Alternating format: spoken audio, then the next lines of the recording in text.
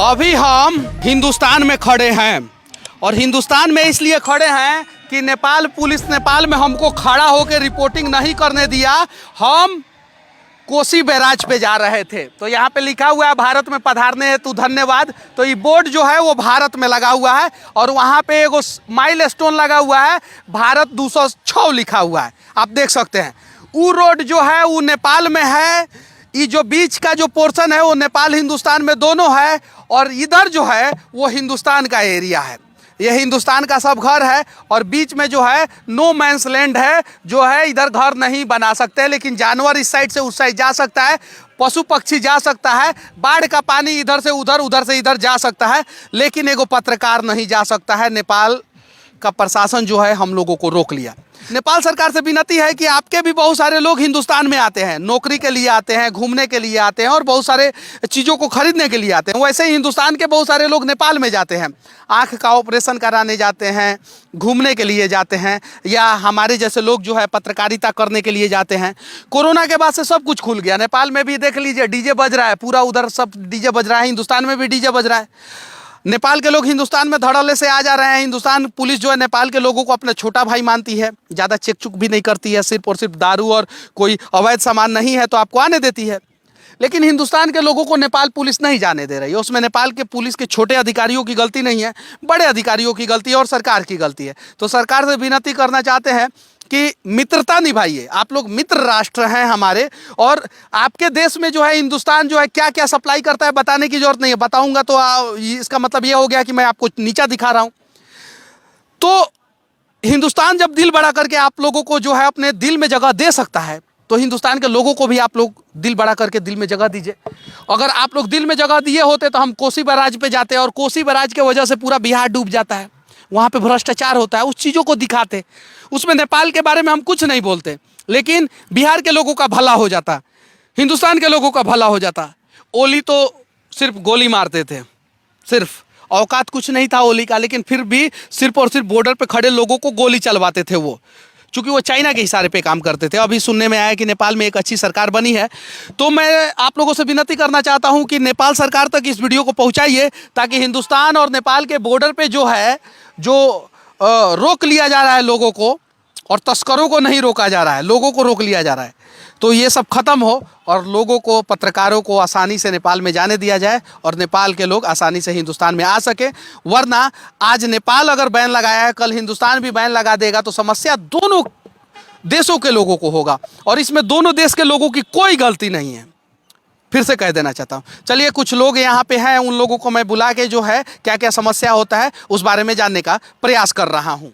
क्या नाम हुआ आपका? जी, मेरा नाम गोविंद कुमार मंडल। अभी कहाँ खड़े हैं आप? अभी हम नेपाल के बॉर्डर पे खड़े हैं, इंडिया में। इंडिया में खड़े हैं? जी। नेपाल काहे लग गए थे? नेपाल गए थे सर हम लोग बैरेज पे घूमने के लिए। दारू पीने नहीं न गए? जी नहीं, हम लोग दारू नहीं पीते हैं। हिंदुस्तान से तो दारू पीने जाता है लोग, ज्यादातर लोग नेपाल में, ऐसा कहा जाता है। अब सच्चाई क्या है वो आप ही बताइएगा। जी नहीं। बॉर्डर से कितना दूर घर है आपका? मेरा बॉर्डर से लगभग 90 किलोमीटर, सुपौल जिला मेरा घर पड़ता है। 90 किलोमीटर दूर से आप आए थे नेपाल में बैराज घूमने? जी। जाने में कोई रोका नहीं ना? जी रोका, गाड़ी नहीं आने देता है ना, बस सबसे बड़ी समस्या है। पैदल लेकिन गाड़ी तो चल रहा है उधर, सब तो गाड़ी चल रहा है। नहीं, उस तरफ आपको भी नहीं जाने दिया ना। नहीं जाने दिया? नहीं जाने देता। हमारा गाड़ी बॉर्डर के उस तरफ है, वहाँ से हम लोग पैदल गए हैं 3 किलोमीटर। इंडियन पुलिस तो हम लोगों को परेशान नहीं किया, हम लोगों को आने दिया, लेकिन नेपाल पुलिस को जब पता चला कि हिंदुस्तान के पत्रकार हैं तो घुसने नहीं दिए, वहीं पे रोक लिए और वहां से वापस कर दिए। आई लिखा हुआ है ना, भारत में पधारने हेतु धन्यवाद। हम लोग को दोबारा भारत में आना पड़ा। नेपाल में गए थे हम लोग, वहाँ से हम लोगों को रोक लिया गया और बोला गया कि आप अपने बॉर्डर क्षेत्र में जाके जो रिपोर्टिंग करना है कीजिए। चलिए, इंसान पे तो आप पाबंदी लगा दीजिएगा, चिड़ई चुरुंग पे पाबंदी लगाते हैं? नहीं लगाते हैं। पनिया पे पाबंदी लगाते हैं? नहीं लगाते हैं। और यहाँ पे बहुत सारी महिलाएं हैं जो हमारा बात सुन के हंस रही हैं। दिक्कत हुआ था जाने में? नहीं, कोनो दिक्कत नहीं हुआ था दिक्कत? तो नहीं ना रहे दिक्कत। हाँ, नहीं फांसी की दे। फांसी के डर से नहीं बोल रही हैं। हाँ, दिक्कत हुआ था? दिक्कत हुआ था बाबू जी, दिक्कत हुआ था। हाँ। ये देखिए, नेपाल तो आप लोग हमारे मित्र देश है और मित्रता निभाइए। जैसे हिंदुस्तान के लोग नेपाली लोगों को हिंदुस्तान में आने से नहीं रोकते हैं, वैसे ही नेपाल सरकार से विनती है कि हिंदुस्तान के लोग अगर नेपाल में जा रहे हैं तो मत रोकिए, क्योंकि नेपाल सरकार को पता है कि हम लोग आप लोगों को कितना प्यार से रखते हैं, हर चीज़ पहुंचाते हैं, सब कुछ देते हैं, और आप लोग जो है अपने बॉर्डर पे हम लोगों को नहीं घुसने देते हैं। कभी कभी तो दुख लगता है, और जब दुख लगता है तो हम लोग कुछ बोल देते हैं तो आप लोगों को भी बुरा लगता है। तो हो सके तो एक प्रयास कीजिए, जो मित्र राष्ट्र नेपाल है, और नेपाल हिंदुस्तान में तो कोई फ़र्क ही नहीं है। नेपाल में तो आधे से अधिक बिहार और उत्तर प्रदेश के लोग रहते हैं, बंगाल के लोग रहते हैं, और हिंदुस्तान के सभी कोने के लोग रहते हैं। तो जैसे हिंदुस्तान की पुलिस जो है ना, नेपाली गाड़ी को ज़्यादा प्रॉब्लम नहीं करती है और सिर्फ दारू चेक करके और छोड़ देती है, वैसे ही हिंदुस्तान का अगर कोई जा रहा है नेपाल में अगर अच्छी चीज़ों को दिखाने, सही चीज़ों को दिखाने, तो उसे रोकिए मत। और आपके सीनियर अधिकारी इसलिए रोकते हैं ना कि शायद आप लोग जो है बॉर्डर पे जो है ना, जो धंधा करवाते हैं वो हमें भी पता है, क्या क्या चीज़ उधर से पास होता है, इधर से क्या क्या चीज़ पास होता है, वो सब पता है। तो इस डर से ना आप पत्रकार को रोक लिए कि हाँ आप नेपाल में नहीं घुस सकते हैं। लेकिन अगर नेपाल के लिए वीज़ा पासपोर्ट की ज़रूरत पड़ती तो हम वीज़ा पासपोर्ट लेके आते।